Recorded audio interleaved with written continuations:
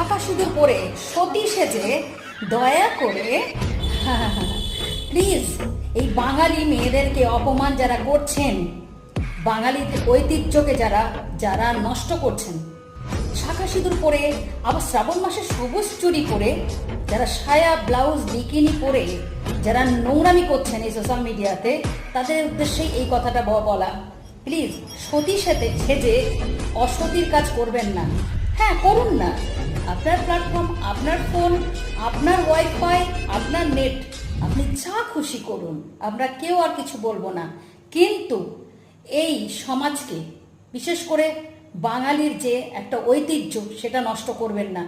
দয়া করে শাঁখা সিঁদুরটা খুলে সাইডে রেখে তারপরে এই নোংরামিটা করবেন।